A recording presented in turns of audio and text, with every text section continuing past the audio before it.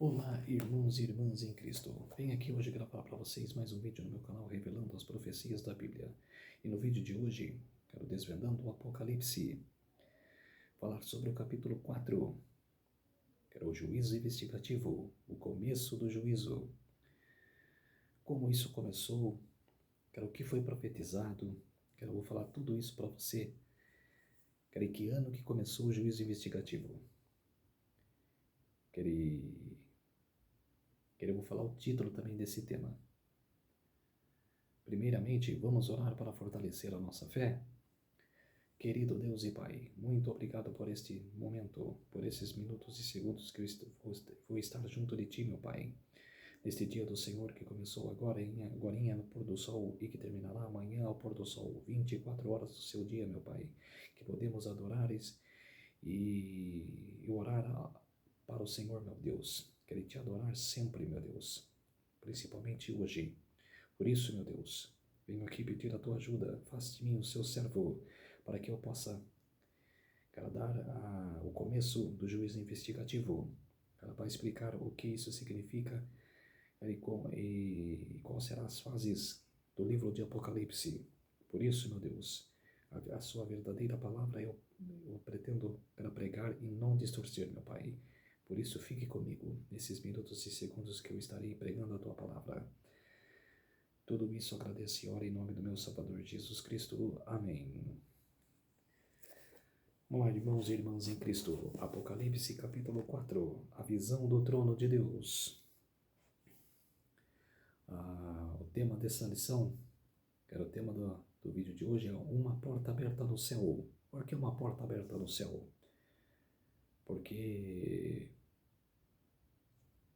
na Idade Média, quando por 1260 anos, era momento de trevas, estavam anos escuros, anos de trevas, de concessões papais.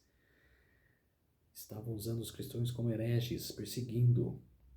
Mas quando terminou a supremacia papal em 1798, parece que clareou mais.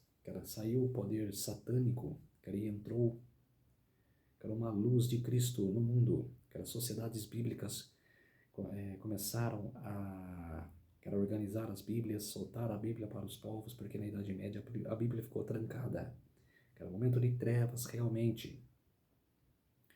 Mas, depois de 1798, as Bíblias foram soltas, liberadas para o povo, ler e estudar. Por isso, uma porta aberta no céu, clareou mais o mundo, tendo a palavra do Senhor em nossas mãos. A visão do trono de Deus, capítulo 4 de Apocalipse.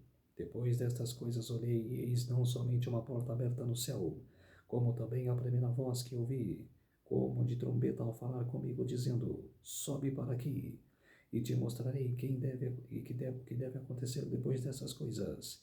E imediatamente eu me achei em espírito, e eis armado no céu em um trono, e no trono alguém sentado. E esse que se achava assentado é semelhante no aspecto à pedra de jaspe e de sardônio. E ao redor do trono há um arco-íris semelhante a um aspecto à esmeralda. Ao redor do trono há também 24 tronos, e assentado neles 24 anciões vestidos de branco, em cujas cabeças estão coroas de ouro.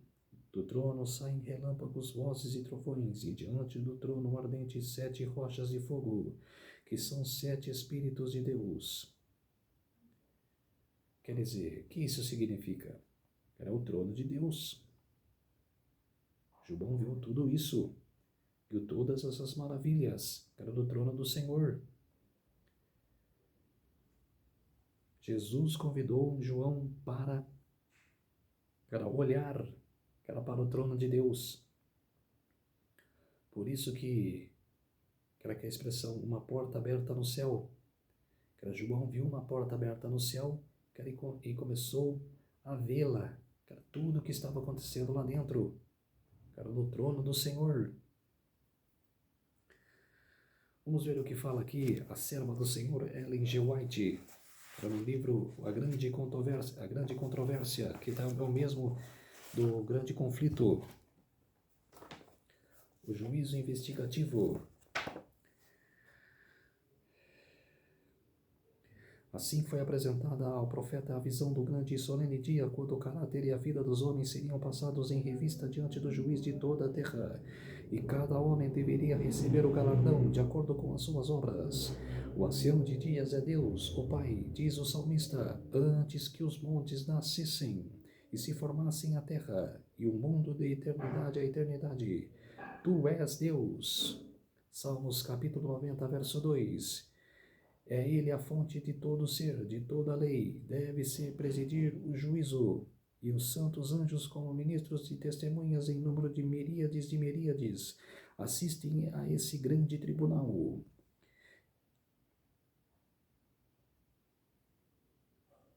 Olha o que diz aqui, Daniel, capítulo 7, versos 9 a 10. Diz o profeta Daniel: continuei olhando até que foram postos os tronos, um ancião de dias se assentou.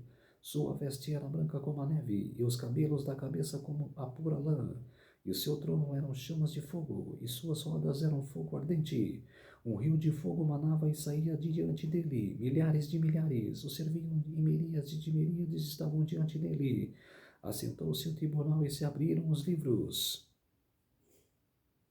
Aí ela continua aqui: e eu estava olhando nas minhas visões da noite, e eis que vinham como as nuvens do céu um filho como o filho do homem, e dirigiu-se ao ancião de dias, e o fizeram chegar até ele. Foi-lhe dado domínio e glória, o reino para que os povos, nações e homens de todas as línguas o servissem. O seu domínio é domínio eterno que não passará, e o seu reino jamais será destruído. Isso está em Daniel capítulo 7, versos 13 e 14. A vinda de Cristo aqui descrita não é a seu segundo advento à terra. Ele vem ao ancião de dias no céu para receber o domínio, a glória e o reino que lhe serão dados ao fim de sua obra como mediador. Foi essa vinda e não seu retorno à terra, que foi predita na profecia e se cumprirá ao término dos 2.300 dias, em 1844. Quer dizer, foi aí também, era bem que a serva Ellen G. White relatou, que isso foi também o desapontamento,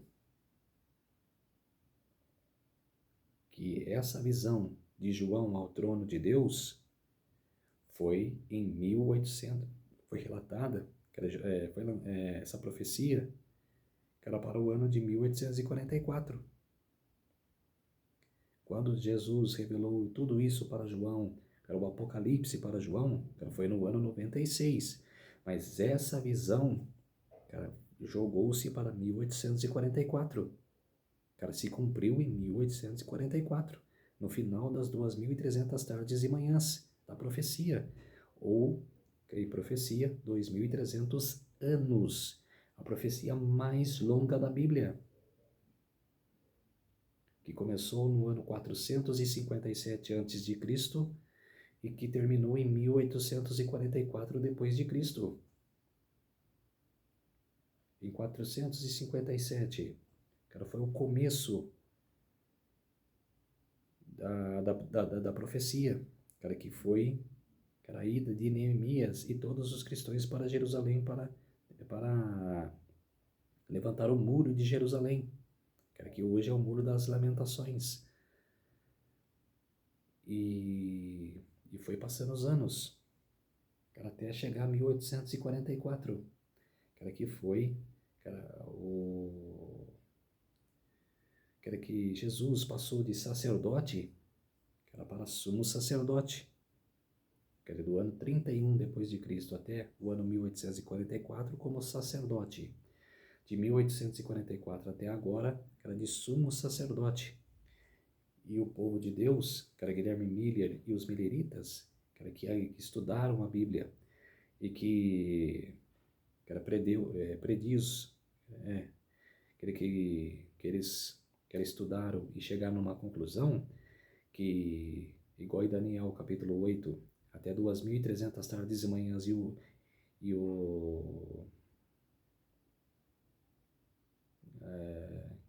será purificado Cara, a coisa de Deus será... vamos abrir aqui em Apocalipse. Santuário será purificado. Cara, eu tinha esquecido, pulou. Cara, sumiu da minha cabeça. Cara, o santuário será purificado. Até 2.300 tardes e manhãs, e o santuário será purificado. Quer dizer, eles confundiram que esse santuário seria purificado, seria a volta de Jesus.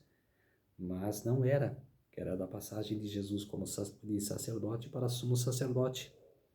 E o juízo investigativo aí começaria, que era o juízo dos mortos, que a gente ainda estamos vivendo no juízo dos mortos, que o juízo dos vivos começará no decreto dominical, quando será implantado. Que ainda não começou. Quando decretar o decreto dominical, aí sim começará o juízo dos vivos. Assistido pelos anjos celestiais, o nosso grande sumo sacerdote penetra em um lugar santíssimo. E ali compadece a presença de Deus para se empenhar nos últimos atos do seu ministério em favor do homem, executar o juízo investigativo e fazer expiação por todos os que estão tidos por dignos de receber os seus benefícios. Ela continua. No serviço típico, apenas aqueles que haviam comparecido diante de Deus em confissão e arrependimento e cujas transgressões, mediante o sangue da oferta pelo pecado, eram transferidas para o santuário, tinham parte no serviço do dia da expiação. Assim, no grande dia final da expiação e juízo investigativo, os únicos casos considerados são aqueles do professo povo de Deus. O julgamento dos ímpios é uma obra distinta e separada e acontece em tempo posterior, porque a ocasião do começo do juízo pela casa de Deus é chegada. Ora, se primeiro vem por nós, qual será o fim daqueles que não obedecem ao Evangelho de Deus? 1 Pedro capítulo 4, verso 17. Vou continuar aqui na Bíblia, depois eu volto aqui no livro Grande Controvérsia.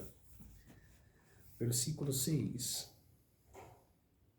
Versículo 7 agora. O primeiro ser vivente é semelhante a um leão, o segundo é semelhante ao novilho, o terceiro tem um rosto como de homem, e o quarto ser vivente é semelhante à águia, quando está voando. E os 4 seres viventes, tendo cada um deles respectivamente 6 asas, estão cheios de olhos ao redor por dentro. Não tem descanso nem de dia nem de noite, proclamando Santo, Santo, Santo. É o Senhor Deus Todo-Poderoso, aquele que era, que é e que há de vir. Quando esses seres viventes derem glória, honra e ações de graças aos que se encontram sentados no trono, ao que vive pelos séculos dos séculos, os 24 anciões postrar-se-ão diante daquele que se encontra sentado no trono. Adorarão o que vive pelos séculos dos séculos e depositarão em suas coroas diante do trono, proclamando: Tu és digno, Senhor e Deus nosso, de receber a glória, a honra e o poder, porque todas as coisas tu criastes, e sim, por causa da tua vontade vieram a existir e foram criadas. Isso é a adoração dos 24 anciões e dos 4 seres viventes que estão, esses 24 anciões, eu acredito que ressuscitaram junto com Jesus no ano 31, que fala lá no Evangelho de Mateus, com a ressurreição de Jesus, muitos também ressuscitaram junto dele. Então, eu concluo que esses 24 anciões ressuscitaram junto com Jesus no ano 31. Os livros de registro nos céus, nos quais os nomes e os atos dos homens são escritos, devem determinar as decisões do juízo. Diz o profeta Daniel: assentou-se o tribunal e se abriram os livros. O João Revelador, descrevendo a mesma cena, acrescenta ainda outro livro, o livro da vida foi aberto, e os mortos foram julgados segundo as suas obras, conforme o que se achava escrito nos livros. Apocalipse 20, verso 12. Essa profecia de Daniel, capítulo 7, versículos 7 e 9, ele viu essa visão, que era 600 anos antes da primeira vinda de Cristo. Ele teve a visão dos 4 seres, que era das 4 bestas, que era Babilônia, Medo-Pérsia, Grécia e Roma, que era nessa mesma visão que ele teve a visão do trono de Deus, que era o ancião de dias. Quem é o ancião de dias? Deus. E quem é o filho do homem que estava sentado, que era no trono? É Jesus. Jesus foi ao encontro do Pai, que era para abrir o livro da vida, que era para abrir-se os livros. A visão do trono de Deus, 1844. 600 anos antes da primeira vinda de Cristo, a visão de Daniel era para o juízo investigativo que começaria em 1844. Desde o capítulo 1 de Apocalipse, cara, Jesus está em seu santuário, cara, mostrando o que aconteceria depois de 1844. As 7 igrejas, cara, no começo do Apocalipse, mostraram a era, cara, desde o ano 31 até 1844. Cara, aqui estamos vivendo na igreja de Laodiceia. Mas a partir do capítulo 4, cara, para frente, é futuro. É para nosso tempo. 1844 para cá. E não na Idade Média. Esquecem a Idade Média. Parem de distorcer a palavra e passam a pregar a verdade. É de 1844 para cá. É do profeta Daniel para cá. Parem de distorcer a palavra. Como muitos adventistas, cara, quem pregar o Apocalipse, cara, distorcem. Parem de distorcer. Preguem a verdade. O livro da vida contém os nomes de todos aqueles que entraram para o serviço de Deus. Jesus disse a seus discípulos: alegrai-vos, não porque os espíritos se vos submetem, e sim porque o vosso nome está arrolado nos céus. Lucas capítulo 10, verso 20. Paulo fala de seus fiéis cobreiros, cujos nomes se encontram no livro da vida. Filipenses capítulo 4, verso 3. Daniel, olhando para um tempo de angústia como nunca houve, declara que o povo de Deus será livrado dele. Todo aquele que se for achado escrito no livro, Daniel capítulo 12, 1, e o revelador diz que unicamente entrarão na cidade de Deus aqueles cujos nomes estão escritos no livro da vida do Cordeiro. Apocalipse 21, verso 27. Há um memorial escrito diante dele, no qual estão registradas as boas obras dos que temem ao Senhor e para os que se lembrem do seu nome. Malaquias capítulo 3, verso 16. Suas palavras de fé e atos de amor são regeridos no céu. A isso se referiu Neemias quando disse: lembra-te de mim e não apagues as beneficências que eu fiz à casa de meu Deus e para o seu serviço. No livro memorial de Deus, cada ato de justiça é imortalizado. Ali, cada tentação resistida, cada mal vencido, cada palavra de tema piedade expressa, estão fielmente registrados. E cada ato de sacrifício, cada sofrimento e tristeza suportados por causa de Cristo estão ali marcados. Diz o salmista: contastes os meus passos quando sofri perseguições, recolhestes as minhas lágrimas do teu odre. Não estão nelas escritas no teu livro? Salmos capítulo 56, verso 8. Há também um registro dos pecados dos homens, porque Deus há de trazer a juízo todas as obras até que estão escondidas, quer que sejam boas, quer que sejam más. Eclesiastes capítulo 12, verso 14. Digo-vos que de toda palavra frívola que proferirem aos homens, dela darão conta no dia do juízo.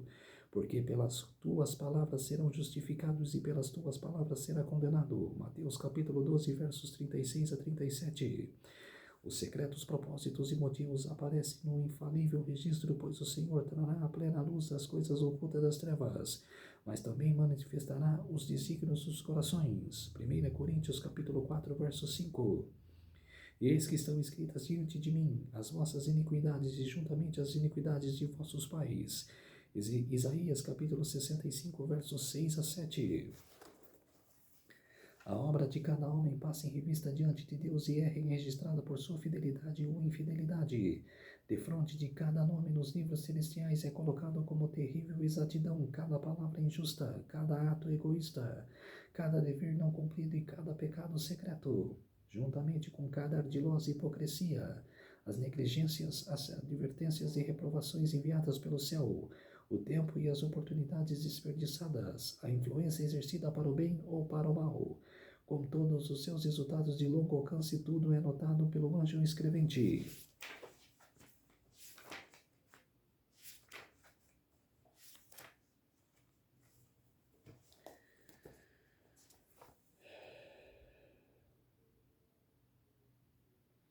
A lei de Deus é o padrão pelo qual o caráter e a vida dos homens serão avaliados no juízo. Diz o sábio Salomão: teme a Deus e guarda os seus mandamentos, porque isto é o dever de todo homem, porque Deus há de trazer a juízo todas as obras. Eclesiastes capítulo 12, versos 13 a 14. O apóstolo Tiago amonesta aos irmãos: falai de tal maneira e de tal maneira procederei como aqueles que hão de ser julgados pela lei da liberdade.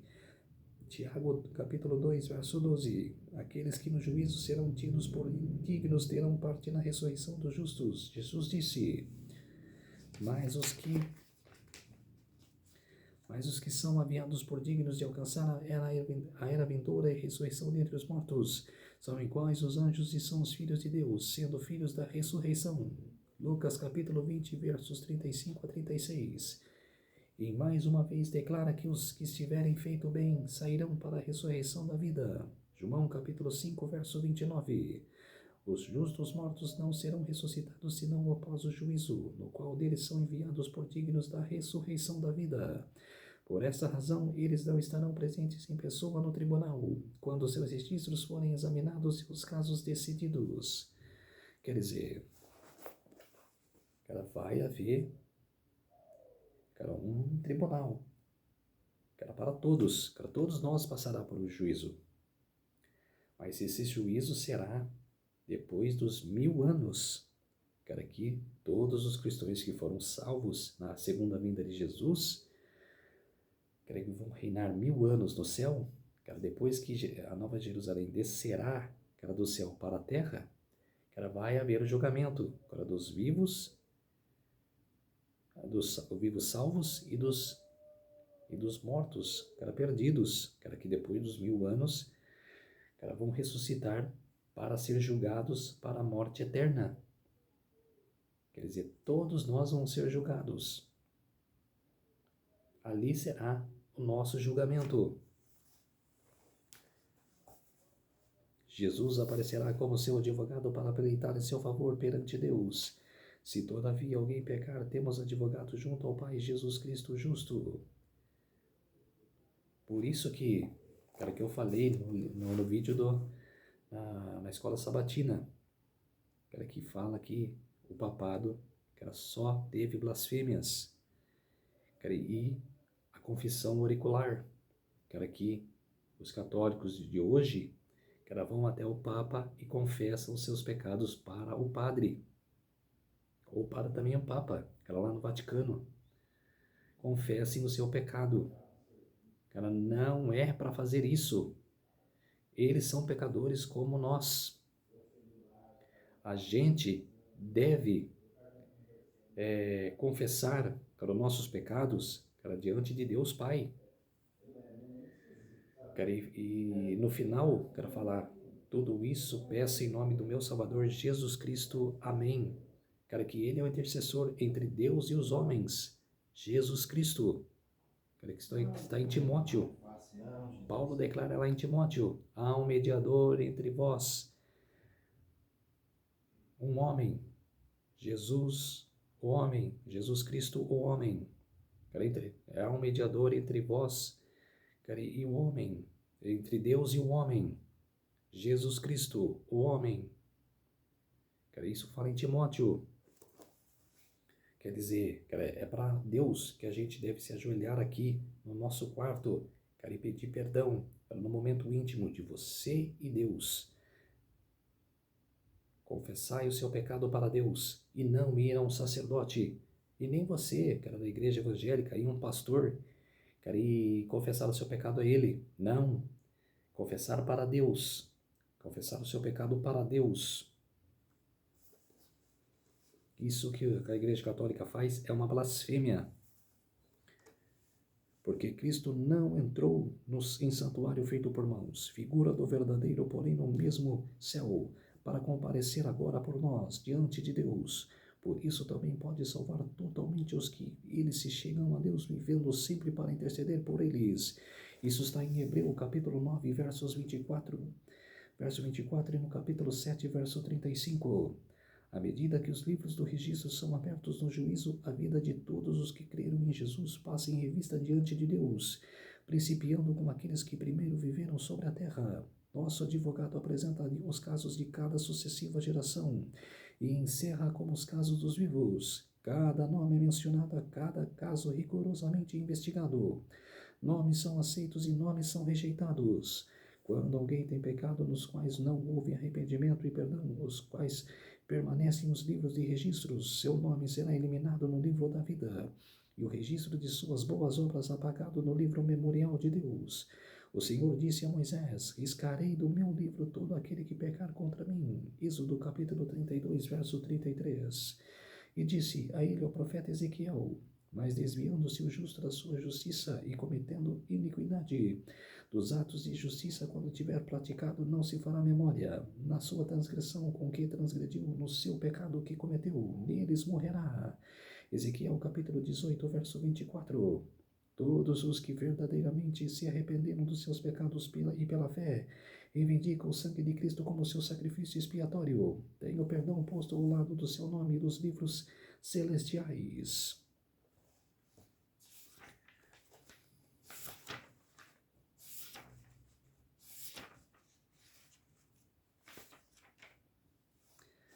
Como se tornaram participantes da justiça de Cristo e seu caráter visto como em harmonia à lei de Deus, seus pecados serão apagados e eles considerados dignos da vida eterna. O Senhor declara pelo profeta Isaías: e eu mesmo, sou o que apago as tuas transgressões por amor de mim, e dos teus pecados não me lembro. Isaías capítulo 43, verso 25. Disse Jesus: o vencedor será assim vestido de vestiduras brancas, e de modo nenhum apagarei do seu nome do livro da vida. Pelo contrário, confessarei o seu nome diante de meu Pai e diante dos seus anjos. Apocalipse capítulo 3, verso 5. Portanto, todo aquele que me confessar diante dos homens, também eu o confessarei diante de meu Pai que está nos céus. Mas aquele que me negar diante dos homens, também o negarei diante de meu Pai que está nos céus. Mateus capítulo 10, versos 32 e 33. Então, povo de Deus, na semana que vem eu continuo mais falando aqui no livro Grande Conflito, a Grande Controvérsia no Juízo Investigativo. Então, funciona assim. Cara, João viu o trono de Deus. Era o juízo investigativo que começou em 1844. E ele descreveu no capítulo 4 uma porta aberta no céu. Por isso o título desse vídeo será Uma Porta Aberta no Céu. Vocês verão, cara, o slogan, cara, na capa do meu vídeo. Uma porta aberta no céu. E essa visão que era para o ano 1844. Por isso, povo de Deus, vamos orar para fortalecer a nossa fé? Querido Deus e Pai, muito obrigado por esses minutos e segundos que eu estive com o Senhor, meu Deus, que o Senhor esteve comigo para me passar as suas palavras, para que eu possa explicar, diante de vós, Senhor, perante o Senhor, meu Pai. Esta palavra verdadeira, também li o livro Grande Controvérsia da serva, a sua serva, Senhor, Ellen G. White, que explica muito bem o juízo investigativo, para que todos possam saber que esse juízo já começou no ano 1844, e está ainda em vigor até o decreto dominical. Está em vigor ainda o juízo dos mortos. Todos os mortos estão sendo julgados. O juízo dos vivos começará no decreto dominical. Por isso, meu Deus, peço a ajuda do Senhor para me revigorar cada vez mais, para pregar a Tua palavra, para dizer a verdade, para trazer a verdade. Por isso, meu Deus, peço a ajuda do Senhor, meu Deus, para que isso aconteça sempre. Tudo isso agradeço e oro em nome do meu Salvador Jesus Cristo. Amém. Então, povo de Deus, me ajudem aqui no YouTube, se inscrevam no meu canal, deixe seu like, ative o sininho de notificação para receber o meu vídeo e me fortalece aqui no YouTube, tá bom? Um feliz sábado a todos e até a próxima lição. Tchau.